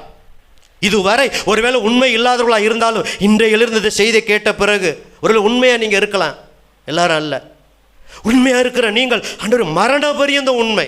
பைபிள் அப்படி தான் போட்டிருக்கு. நீ மரண பரியந்தம் உண்மையாரு. அப்போ முதல்ல இதயத்தில் உண்மை, 2வது வாயின் வார்த்தையில் உண்மை, 3வது பண விஷயத்தில் என்ன? அது உண்மை. உண்மை. இந்த யாத்ராமம் 18 வச்சுக்கோங்க. ஏன்னா ஒன்றுமே சொல்லாமல் நான் இன்றைக்கி இந்த பகுதியிலேருந்து நடத்துகிறேன். இந்த மோசேட்ட பண ஆசை இல்லை, பொருள் ஆசை இல்லைங்கிறதுக்கு, தேவனுக்கு பயந்த மனுஷங்கிறதுக்கு ஒரு காரியத்தை நான் நினைப்பூட்ட விரும்புகிறேன். இப்போ பார்த்தீங்கன்னா, ஆசரிப்பு கூடாரத்தை கட்ட சொல்லும்போது எல்லாரும் என்ன செய்ய சொல்கிறாருன்னா, காணிக்க, அந்த அவங்க போனது வனாந்தரம் தான். ஆண்டவர் தான் அந்த ஐடியா சொன்னார். மலையில் மாதிரியை காண்பித்து ஜனங்கள் எல்லாரையும் காணிக்க கொண்டு வான்னு சொல்கிறார். யாத்திராமம் 25 எடுங்க. சீக்கிரம் இன்னும் ஒரு 5-10 நிமிஷத்தில் முடிச்சிடலாம், திருவிருந்துக்கு போயிடலாம். யாத்திராமம் 25 எல்லோரும் சேர்ந்து வாசிக்கலாமா? கர்த்தர் மோசேயை நோக்கி, பிள்ளைங்களை எடுங்கப்பா. யாத்திராமம் 25 ஆதியாம 2வது புத்தகம் யாத்திராமம் 25:1-2 சேர்ந்து வாசிக்கலாம். உங்களுக்கு புரியுதோ புரியலையோ எடுத்து கவனிங்க. எல்லாரும் சேர்ந்து படிக்கலாமா? கர்த்தர் மோசேயை நோக்கி, இஸ்ரவேல் புத்திரர் எனக்கு காணிக்கையை கொண்டு வரும்படி அவர்களுக்கு சொல்லு, மனப்பூர்வமாய் உற்சாகத்துடன் கொடுப்பவன் எவனோ அவனிடத்தில் எனக்கு காணிக்கையை வாங்குவீர்களாக. நீங்கள் அவளிடத்தில் வாங்க வேண்டிய காணிக்கை யாவன்னு சொல்லி ஒரு பெரிய லிஸ்ட்டு படிக்கலாமா? பொன்னு, வெள்ளியும் வெண்கலமும் இளநூலும் இரத்தாம்பர நூலும் சிவப்பு நூலும் மெல்லிய பஞ்சு நூலும் வெள்ளாட்டு மயிரும் சிவப்பு தீர்த்த ஆட்டுக்கடா தோலும் தகசு தோலும் சீத்தி மரமும் விளக்கெண்ணையும் அபிஷேக தைலத்துக்கு பரிமள வர்க்கங்களும் தூபத்துக்கு சுகந்த வர்க்கங்களும் ஏபத்திலும் மார்பதக்கத்திலும் பதிக்கும் கோமேதக கற்களும் இரத்தனங்களுமே. அப்பாடா, படிக்கும்போதே வாய்க்காவா அவ்வளோ லிஸ்ட்டு போட்டு. ஏன்னா அவ்வளவு அந்த ஆசரிப்பு கூடாரம் கட்ட அவ்வளவு தேவை. இதே மாதிரி அதில் உற்சாகம் அடைந்த மனப்பூர்வமாக உண்மையாக மனப்பூர்வமாக இந்த லிஸ்ட்டு அவ்வளவும் காணிக்கையாக வருது. நீங்கள் அடுத்தடுத்து நீங்கள் படித்து பார்த்தீங்கன்னா அப்படியே அதை வச்சு தான் ஆசரிப்பு கூடாரம் வனாந்தரத்தில் பாலைவனத்தில், இப்போ நம்ம இங்கே சர்ச்சை கட்டியிருக்கிறோம், அவர் வனாந்தரத்தில் ஆசரிப்பு கூடாரம். அது நீளம் அகலம் பிரகாரம் வெங்கல தொட்டி அதை எப்படி செய்யணும், அடுத்து பலிபீடம், புரியுதுங்களா? அப்புறம் பரிசுத்த ஸ்தலத்தில் குத்து விளக்கு எப்படி செய்யணும், அதை எப்படிலாம் செய்யணும், அதெல்லாம் விரிவாக இருக்குது. நான் எல்லாத்தையும் படிக்க நேரம் இல்லை. மேய்ச்சை, சமூகத்துக்கு அப்பம், தூப பீடம், அப்புறம் மகா பரிசுத்த ஸ்தலத்தில் என்னது அங்கே உடன்படிக்கை பெட்டி, கிருபாசனம், அதில் கேருபீன்கள், இதுக்கெல்லாம் இவ்வளோ பொருள் தேவை. எல்லாம் டோட்டலாக சேர்த்து சீத்தி மரம், அந்த திரை தொங்கு திரை, இவ்வளவு இது. இப்போ என்னன்னா இதை சொன்னோன்னே கவனிங்க, எல்லாரும் அல்ல. சபையில் ஒரு காரியத்தை சொல்லும்போது சபையில் இருக்கிற 100 பேர் கொடுக்க மாட்டாங்க. அதில் கர்த்தருக்கு பயந்தவர்கள், உண்மை உள்ளவர்கள், பொருளாசையை வெறுத்தவர்களை கொண்டு தான் இன்றைக்கு உலகத்தில் இருக்கிற அத்தனை திருச்சபையும் என் ஆண்டவர் கட்டி கொண்டு வருகிறார். கரங்களை தட்டுங்க. எல்லா சபையிலும் தேவனுக்கு பயந்தவர்கள் உண்டு, எல்லா சபையிலும் உண்மையுள்ளவர்கள் உண்டு, எல்லா சபையிலும் பொருளாசையை வெறுத்தவர்கள் உண்டு. இந்த 3 காரியம் இருந்தால் சபைக்கு 1 ரூபா கூட கொடுக்க முடியாது. ஆனால் அந்த 3 காரியம் இருந்துச்சுன்னா அவங்களால என்ன முடியுமோ அவங்க தகுதிக்கு, விரலுக்கு தக்க வீக்கக்கிற மாதிரி தகுதிக்கு தக்க மாதிரி கொடுப்பாங்க. சிறுதுள்ளி பெருவெள்ளம் மாதிரி எல்லாத்தையும் சேர்த்து அந்த ஊழியக்காரனுக்கு கொடுத்த அந்த மாடல் மாதிரி தரிசனம் அப்படியே நிறைவேறும். மோசேக்கு கொடுத்த அத்தனை காரியமும் ஜனங்களுக்குள்ளே கொடுக்காதவங்க இருந்தாங்க, தேவனுக்கு பயப்படாத இருந்தாங்க. ஆனால் கொடுக்காதவங்க இருந்தாலும் அதிலே கொடுக்கறவர்களை வைத்து ஆண்டவர் என்ன செஞ்சார்? எல்லா தேவைகளையும் ஆண்டவர் என்ன செஞ்சார்? சந்திச்சார். ஒரு காரியத்தை சொல்லட்டுங்களா? திருப்புங்க, அப்படியே திருப்புங்க. யாத்திராமம் 36. எல்லாரும் காணிக்கை கொண்டு வந்து கொடுத்துக்கிட்டே இருக்கிறாங்க, ரைட்டுங்களா? நீங்கள் 36:4-5 ஒருத்தர் படிங்க. அப்பொழுது பரிசுத்த ஸ்தலத்துக்கு அந்த ஆசரிப்பு கூடாரம் கட்ட அந்த வேலைகளை செய்கிற விவேகள் யாவரும் அவரவர் செய்கிற வேலையின் காரியமாய் வந்து மோசேயை நோக்கி, கர்த்தர் செய்யும்படி கற்பித்த வேலைக்கு கவனிங்க, வேண்டியதற்கும் அதிகமான பொருட்களை ஜனங்கள் கொண்டு வருகிறார்கள் என்றார்கள். கவனிங்க, அப்பொழுது மோசே, இதாங்க உண்மை, இதாங்க பொருளாசையை இருக்கிறது, இதாங்க தேவனுக்கு பயப்படுற பயம். இனி புருஷராவது ஸ்திரீகளாவது ஆசரிப்பு கூடாரமாகிய பரிசுத்த ஸ்தலத்துக்கென்று காணிக்கையாக ஒரு வேளையும் செய்ய வேண்டாம் என்று பாளையம் எங்கும் கூறும்படி கட்டளையிட்டான். இவ்விதமாய் ஜனங்கள் கொண்டு வருகிறது நிறுத்தப்பட்டது. பார்த்தீங்களா? செய்ய வேண்டிய எல்லா வேலைகளுக்கும் போதுமான பொருட்கள் இருந்ததும் அல்லாமல் அதிகமாக இருந்தது. நல்ல கரங்களை தட்டி ஆண்டவருக்கு நன்றி சொல்லுங்க. ஏன்னா தேவனுக்கு பயப்படும் லட்சக்கணக்கான மத்தியில் ஒரு சிலர் தேவனுக்கு பயப்படாமல் இருந்தாலும் இந்த பாஸ்டருக்கு இதுதான் வேலை, அதை செய்வார், இது செய்வார், அதை கேட்பார், இதை கேட்பார், இதை இப்படி குறை சொல்லுகிறவர்கள் உண்டு. ஆனால் தேவனுக்கு பயந்தவர்கள் அப்படி குறை சொல்ல மாட்டார்கள். இது தேவை, பாஸ்டர் உண்மையாய் செய்கிறார், சபை நம்மை காண்கிறோம், அதற்கு சிலர் பொறுப்பாக ஏற்படுத்துகிறார், அதை அப்படியே செய்கிறோம் என்று உணர்ந்தவர்கள் தொடர்ந்து 25 வருஷமாக நம்ம கொடுத்து கொண்டே இருக்கிறோம். வாங்கிறதை பார்க்கலும் கொடுக்கறதே பாக்கியம். அப்போ ஜனங்க எல்லாரும் கொடுக்குறாங்க. அப்போ இன்னைக்கு இருக்கிற மோசையே இருந்தா, நான் பிரசங்கம் பண்ணுகிற மோசையை மாரி இல்லாமல் இன்னைக்கு இருக்கிற மோசை இருந்தா, கொண்டு வாங்க கொண்டு வாங்க, இன்னும் கொண்டு வாங்க, இன்னும் கொண்டு வாங்கன்னு சொல்லி இருப்பாங்க. நான் அந்த காரியத்துக்குள்ளே போகிறதில்ல. அது ஊழியக்காரர்களுக்கு பேசும்போது நான் பேசுவேன். நீங்களா தலைவர்களாக இருக்கிறீங்க. அதை கரெக்டாக சொன்னார். போய் பாளையம் எங்கே போய் சொல்லுங்கிறார், தண்டரா போடுற மாரி. ஏன்னா பாளையம் அவ்வளோ லட்சக்கணக்கான மக்கள் எத்தனை டண்டில் இருப்பாங்க, அப்படியே கவனிச்சு பாருங்க. சொல்லுகிறது என்னவென்றால், ஆசரிப்பு கூடாரத்துக்கு தேவையான பொண்ணு வந்துருச்சு, டிங் டிங் டிங், வெள்ளி வந்துருச்சு, தகசுத்தூள் வந்துருச்சு, ஊழியக்காரன் வைக்கிற அந்த போய் வந்துச்சு, எல்லா பொருளும் கர்த்தர் என்ன காணிக்கையை வாங்க சொன்னாரோ மோசே வாயை திறந்து சொன்னார். அதில் உண்மையுள்ளவர்களை எழுப்பினார், தேவனுக்கு பயந்தவர்களை எழுப்பினார், பொருளாசை வெறுத்தவர்களை வெறுத்தினார். எல்லாரும் காலையில் கொண்டு வந்தீங்க, எல்லா வேலையும் கரெக்டாக அதேமாரி அந்த வேலையை செய்கிறதற்கு பெசலையலை ஞானமுள்ள ஆட்களை எழுப்பினார். அகோலிபாவை கர்த்தர் எழுப்பினார். நீளம் அகலம் சொன்ன மாதிரி காண்பித்த பிரகாரம் அப்படியே கரெக்டாக எல்லாம் செஞ்சிட்டாங்க. இனி ஒரு பொருள் என்ன செய்ய வேண்டாம், கொண்டு வர வேண்டாம். செய்ய வேண்டிய வேலைகளுக்கு போதும் பொருட்கள் இருந்ததும் அல்லாமல் இன்னும் என்ன செய்யுது, வந்ததே இன்னும் அதிகமாக இருக்குது. அதிகமான பொண்ணு இருக்குது, அதிகமான வெள்ளி இருக்குது, அதிகமான வெங்கலம் இருக்குது, அதிகமான இப்போ படித்தோமே லிஸ்ட்டு படித்தோமே எல்லா பொருளும் இருக்குன்னு சொன்னோன்னே ஸ்டாப் பட்டது. இது ஏன் இதை சொல்கிறேன்னா, மோசே இருதயத்தில் உண்மை, வாயின் வார்த்தையில் உண்மை, பண விஷயத்தில் உண்மை, என் வீட்டில் எங்கும் உண்மை உள்ளவன்னு அவரை குறித்து சொல்லப்பட்டிருக்கு. என் வீட்டில் எங்கும் உண்மை. என்ன அருமையான சாட்சி. காலையில் கூட இதை நான் யாவப்படுத்தினேன். அப்போ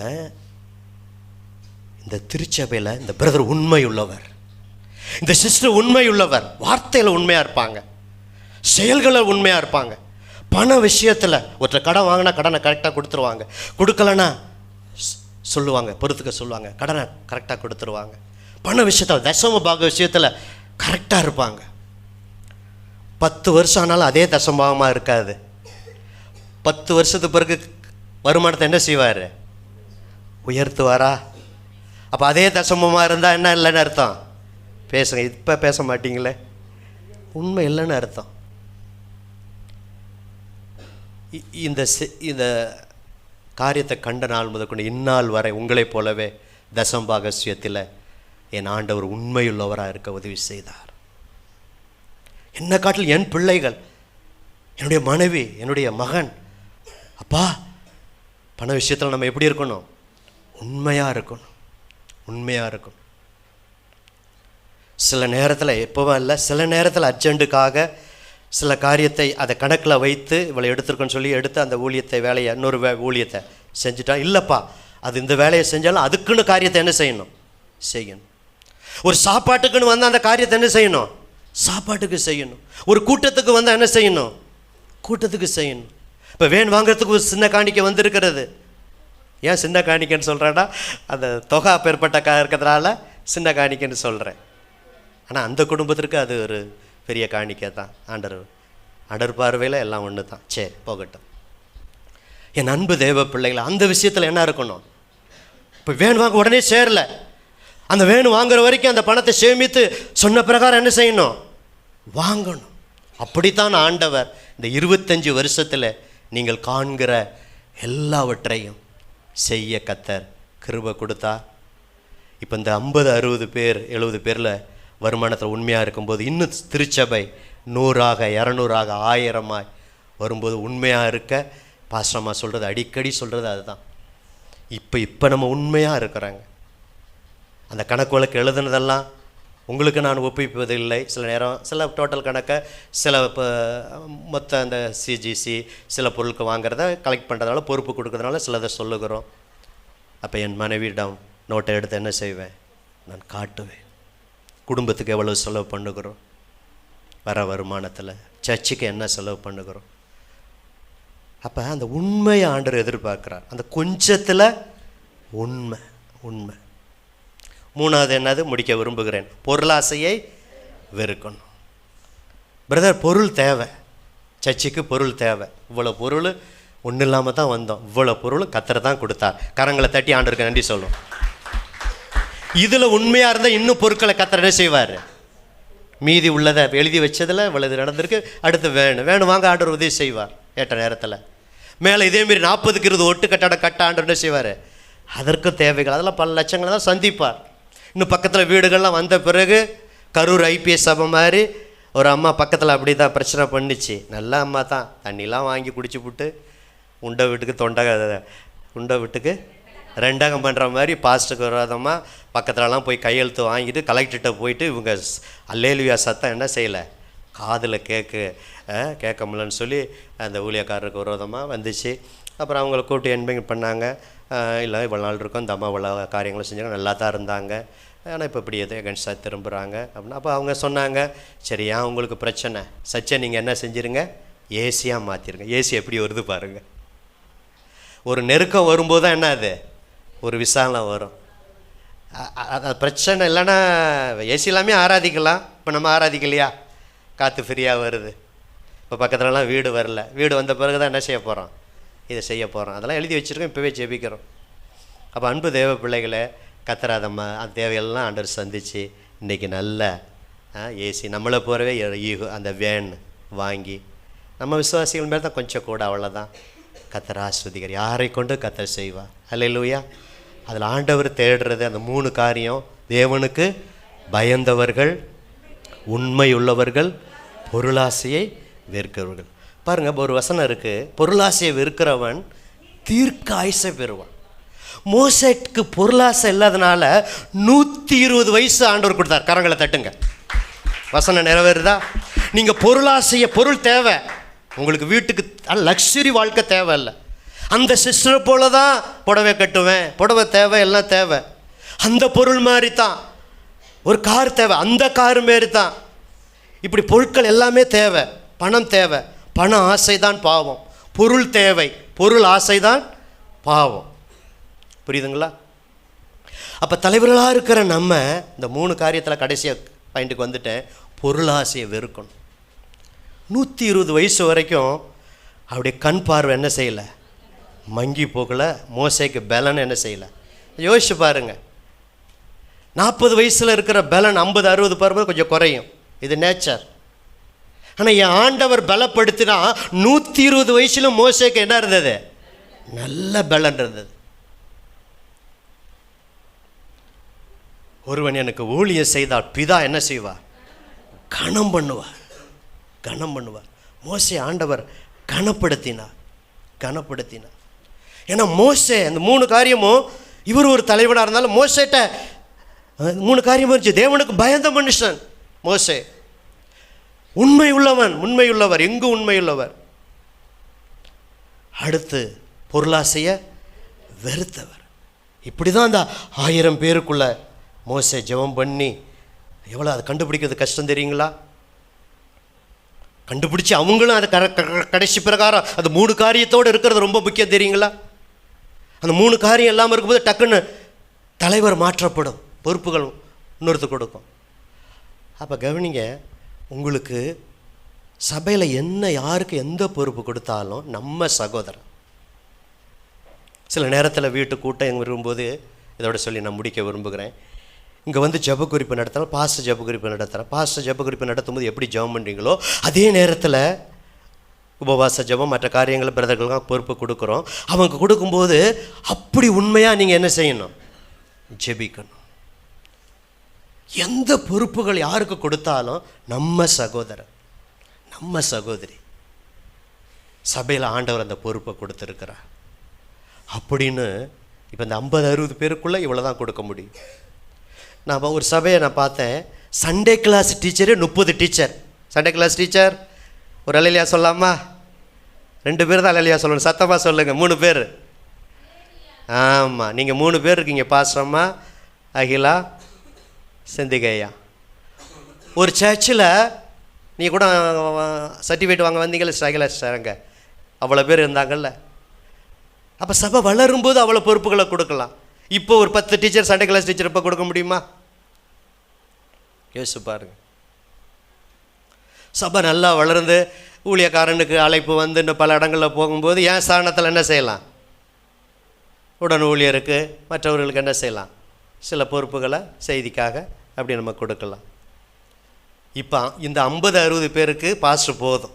சொல்லுங்கள் பக்கத்தில். இதெல்லாம் சொல்ல மாட்டீங்களே. ஆமாம், இப்போ இருக்கிறதுக்கு சண்டே கிளாஸ் டீச்சர் 3 பேர் போதும். வாலிபர்களுக்கு 3 தலைவர் போதும். பெண்களுக்கு ஒரு போதும். அவங்க அதுக்கு கொடுத்தோம். இப்போ முன்னாடிலாம் கொடுத்தோம், ஆரம்பத்தில் கொடுத்தோம். அதில் இந்த 3 காரியங்கள் கொஞ்சம் மாறினதுனால அதெல்லாம் கொஞ்சம் நிப்பாட்டிட்டோம். சொல்கிறது புரியுதுங்களா?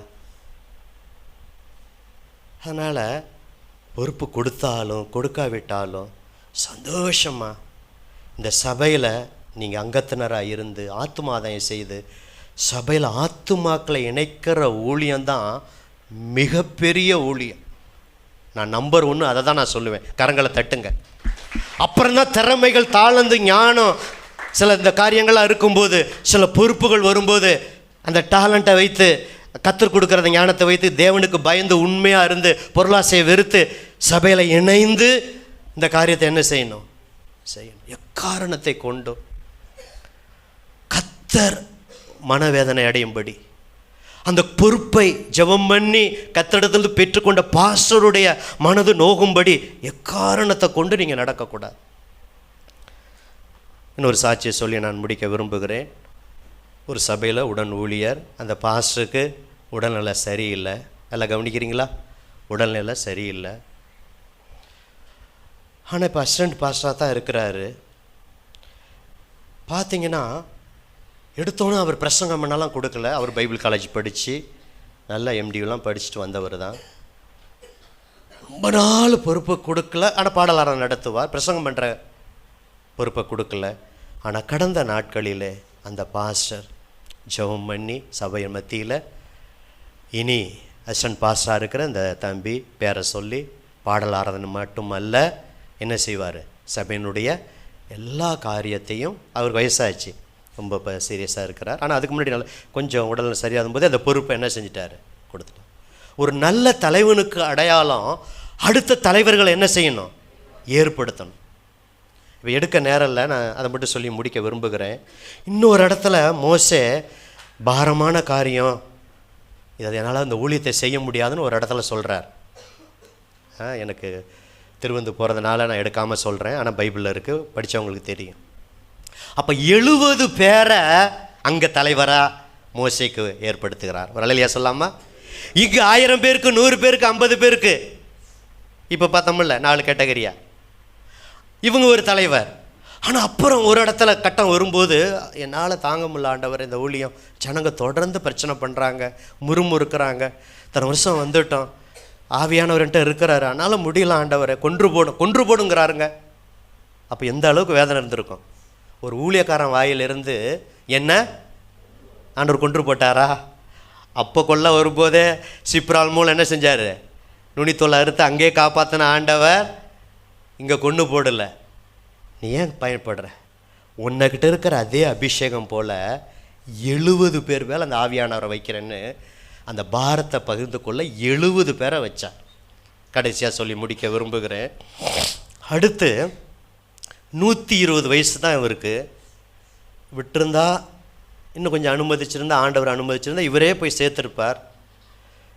இந்த ஜனங்கள் கொஞ்சம் மறுபடி பிரச்சனை பண்ணதுனால அந்த கண்மலையை ஒரு இடத்துல அடிக்க சொல்கிறாரு, அடிக்கிறாரு, தண்ணி வருது, அது ஒரு இடம்.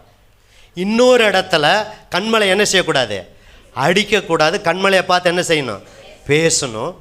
இந்த ஜனங்களுடைய பிரச்சனை, அந்த விசனத்தின் நிமித்தம் அவர் மனுஷன் தானே, என்ன தானே ஊழியக்காரர் ஒரு மனுஷன் தானேங்க, யோசிச்சு பாருங்க, ஊழியக்காரரும் மனுஷன் தானே.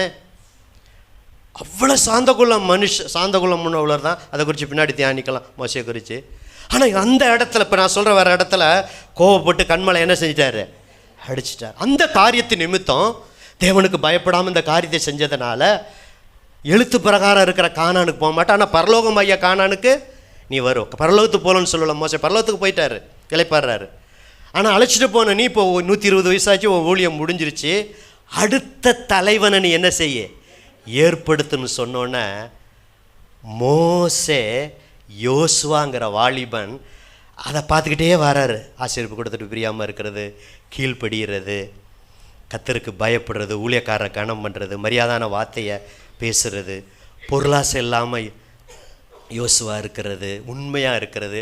இந்த 3 கேட்டகரியை தான் இந்த 70 பேரை போய் அதை தான் பார்த்தாரு. இதையும் பார்த்துக்கும்போது யோசுவாவை அடுத்த தலைவனாக மோசை ஏற்படுத்தி வச்சுட்டு தான் மோசே கர்த்தருக்குள் மரிக்கிறார், கர்த்தரே அடக்கம் பண்ணுறார். அதை குறித்து பின்னாடி பேசுகிறேன். கரங்களை தட்டி ஆண்டவருக்கு நன்றி சொல்லுங்கள். மோசையோடைய மரணத்திலையும் கர்த்தர் என்ன செய்கிறாரு, அவரை கனப்படுத்துகிறார். அப்போ அந்த ஊழியம் நின்று போகக்கூடாது. அடுத்த தலைவர்களை இன்றைக்கி நான் யோசித்து பார்க்குறேன். இன்றைக்கி மூத்த ஊழியர்கள் எல்லாம் கர்த்தருக்குள் மரித்து இளைப்பாடுறாங்க. அடுத்த தலைவர்களை, அது பிள்ளையாக இருக்கலாம், ஒருவேளை பிள்ளைகள் இல்லாவிட்டால் சபையில் இருக்கிற இன்னொருவராக இருக்கலாம். இப்படி அடுத்த தலைவர்கள் ஏற்படுத்தி இருக்கும்போதே சபையில் பயன்படுத்தி பாடல் ஆராதனை கொடுத்து ஜெபம் பண்ண கொடுத்து சபையார் எல்லாரும் அங்கீகரிக்கிற மாதிரி செய்து, அப்படி செய்து அவர்கள் இளைப்பாரி இப்போ மரித்து இளைப்பாறதுனால நான் பார்க்குறேன், ஒவ்வொரு ஊழியக்காருடைய பிள்ளைகளை பார்க்குறேன். அவங்க காலத்தில் அஸ்திபாரம் போட்டாங்க, கட்டுனாங்க, சில ஆயிரங்கள் சபை வந்தது. இப்போ மகன்கள் அந்த ஊழிய பொறுப்பை, மகன்கள் என்பதற்காக அல்ல, அந்த மகனாக இருந்தாலும் கர்த்தருக்கு பயந்து உண்மையாக இருந்து பொருளாசையை வெறுத்து சபையில் இருக்கிற நல்ல திட்டங்கள் நல்ல காரியத்தில் பாஸ்டரோடு அந்த சீனியர் பாஸ்டரோடு இணைந்து, மகனாக இருந்தாலும் இணைந்து எல்லா கஷ்டத்திலும் ட்ராவல் பண்ணி எல்லாம் பண்ணி அந்த பொறுப்புகளை கொடுக்கும்போது கர்த்தர் பார்க்குறாரு. அந்த மோசையை விட மோசே யோசுவா பார்த்து சொல்கிறார், மோசையோடு இருந்தது போலனா உன்னோடு இருப்பேன். யோசுவா கலங்குகிறார். மோசே இப்படி தான், மோசே இருக்கும்போதே இந்த சபை மக்கள் இவ்வளோ பிரச்சனை பண்ணாங்களே, இவ்வளோ முறுமுறுத்தாங்களே, இப்போ நான் நடத்தின எப்படி, நான் வாலிபனாக இருக்கும்போது நீ திகையாதே, கலங்காதே, மோசையோடு இருந்தது போல் நான் உன்னோடு நான் என்ன செய்வேன், நான் இருப்பேன். நிச்சயம் நீ போவ, நீ போய் சுதந்திரித்து கொள்ளுவ, இந்த ஊழியத்தை நீ தொடர்ந்து செய்வ. நீ தான் இப்போ ஊழியக்காரன். இது வரைக்கும் நீ சோல்ஜராக இருந்த, இது வரைக்கும் நீ வாலிபனாக இருந்த, மோசைக்கு கீழ்ப்படுகிறவனாக இருந்த. ஆனால் இப்போ அடுத்த தலைவன் யார், மோசைக்கு பிறகு ஜோசுவா நீ தான் அப்படின்னு சொல்லி அந்த தலைவனையும் ஏற்படுத்திட்டு தான் அந்த ஊழியத்தை வெற்றிகரம். ஒரு வெற்றியுள்ள தலைவன் அடுத்த நெக்ஸ்ட் ஜெனரேஷன் என்ன செய்யணும், ஏற்படுத்தணும். இன்றைக்கி ஊழியக்காரர்களை கத்திற்குள்ள மறித்தவங்கெல்லாம் அடுத்த, நான் எல்லாம் பேரை சொல்ல இப்போ அவ்வளோ பேரை சொல்ல என்னால் முடியாது, அவ்வளோ பேர் இருக்காங்க உலகமங்கும். ஆனால் அந்த அந்த 3 காரியம் அவங்கள்ட்ட இருந்தால் தான், இல்லைன்னா பிள்ளைகள் சரியாக ஊழியம் செய்ய முடியாது, அல்லது இன்னொருத்தர் சபையில் பொறுப்பெடுத்து அந்த ஊழியத்தை செய்ய முடியாது. அது பிள்ளையாக இருந்தாலும் இன்னொருத்தர் யோசுவா போல் இன்னொருத்தர் பொறுப்பாக இருந்தாலும் பொறுப்பெடுத்தாலும் அவங்க தேவனுக்கு பயந்து அந்த உண்மையாக இருந்து பொருளாசையை வெறுத்தா மோசையை பயன்படுத்தினது போல் ஜோசுவாவை ஆண்டவர் என்ன செய்வார், பயன்படுத்தினார். மோசையை பயன்படுத்துவது போல் அந்த 1000 பேருக்கு அதிபதி, 100 பேருக்கு அதிபதி, 50 பேருக்கு அதிபதி தலைவர்களை பயன்படுத்தினார். மோசையை பயன்படுத்தினது போல் தீர்க்க தரிசனம் சொன்னது போல் 70 பேரை ஒரு இடத்துல ஏற்படுத்தினார். பார்த்தீங்களா, அது என்னாமத்தில் இருக்குது. அந்த 70 பேரும் தீர்க்க தரிசனம் சொல்கிறாங்க. இதாங்க ஊழியத்தில். இப்போ பவுலு கூட தீமோத்தேயு சொல்லும்போது, நான் உன்கிட்ட கொடுத்ததை உண்மையுள்ள மனுஷர் இடத்துல ஒப்புவி. பார்த்தீங்களா, உண்மையுள்ள தீமோத்தேயு, அவருக்கு பிறகு தீமோத்தேயுக்கு பிறகு பவுலுக்கு பிறகு தீமோத்தேயு. இன்னும் நீ சபையில் இன்னும் உண்மையுள்ளவர்கிட்ட பொறுப்பை கொடுக்குற. அவங்கள கொண்டு தான் எல்லா திருச்சபை இன்றைய உலகம் முழுவதும் வளர்கிறது. எல்லோரும் எழுந்து நிற்கலாமா?